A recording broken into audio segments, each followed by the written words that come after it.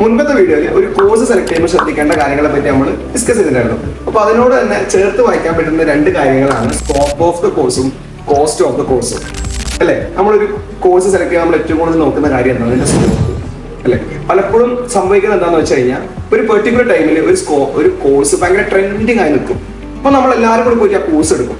For example പറയുകയാണെങ്കിൽ 2015-18 കാലയളവിൽ medical ഇൻഡസ്ട്രിയിലേക്ക് ഒരു ഭയങ്കരമായ ബൂമിംഗ് ഉണ്ടായിരുന്നു.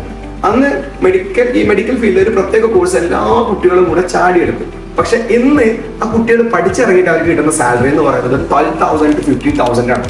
പറയുമ്പോൾ അവരുടെ പ്രൊഫഷൻ ഒരു ടൈറ്റിൽ ഉണ്ട്, വളരെ ബ്യൂട്ടിഫുൾ ആയി. പക്ഷെ അവർക്ക് കിട്ടുന്ന സാലറി പേ സ്കെയിൽ എന്ന് പറയുന്നത് വളരെ കുറവാണ്.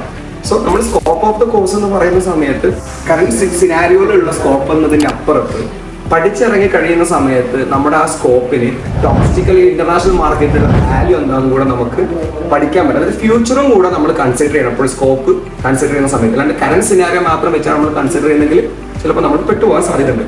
അതുപോലെ തന്നെ ഇമ്പോർട്ടൻ്റ് ആണ് നമ്മളൊരു കോഴ്സ് അല്ലെങ്കിൽ അതിന്റെ കോസ്റ്റ് അല്ലേ. നമുക്ക് ചിലപ്പോൾ എല്ലാ ആൾക്കാർക്കും ഹൈ ഫീസ് കൊടുത്ത് എല്ലാ സ്ഥലത്തും പഠിക്കാൻ പറ്റണം എന്നില്ല. അപ്പം അങ്ങനെയുള്ള ആൾക്കാർ എന്ത് ചെയ്യുക, ആ കോഴ്സുമായി ബന്ധപ്പെട്ടിട്ടുള്ള ഗവൺമെന്റിന് അവൈലബിൾ ആയിട്ടുള്ള സ്കോളർഷിപ്പുകളെ കുറിച്ചും അല്ലെങ്കിൽ നമുക്ക് കിട്ടാവുന്ന ലോണുകളെ കുറിച്ച് കൃത്യമായി പഠിച്ചു നോക്കാം. അപ്പൊ നമുക്ക് ആ കോഴ്സിലേക്ക് അപ്ലൈ ചെയ്യുന്ന സമയത്ത് നമുക്ക് കൃത്യമായി ധാരണ ഉണ്ട്, ഇത്രയാണ് ഫീ വരുന്നത്, 4 വർഷം പഠിച്ചാൽ എനിക്ക് ഇത്ര കോസ്റ്റ് വരും, അതിന് എനിക്ക് ഇങ്ങനെ രീതിയിൽ മൂവ് ചെയ്ത് കഴിഞ്ഞാൽ ഇത്ര സ്കോളർഷിപ്പ് കിട്ടും, അല്ലെങ്കിൽ ഇത്ര എനിക്ക് ലോൺ എടുക്കാൻ പറ്റും, അല്ലെങ്കിൽ ഇത്ര എനിക്ക് എന്റെ കയ്യിൽ നിന്ന് പേയ്മെന്റ് ചെയ്യാൻ പറ്റും. ഇത്ര കാര്യങ്ങൾ വളരെ കൃത്യമായിട്ട് മനസ്സിലാക്കാം. അപ്പൊ കൂടുതൽ കാര്യങ്ങൾ ഇതിനെക്കുറിച്ച് കോഴ്സുമായി ബന്ധപ്പെട്ട് അറിയണമെന്നുണ്ടെങ്കിൽ നമുക്ക് ഫ്രീ കൺസൾട്ടേഷന് വേണ്ടിയിട്ട് യു ഗൈസ് ക്യാൻ കോൺടാക്ട്.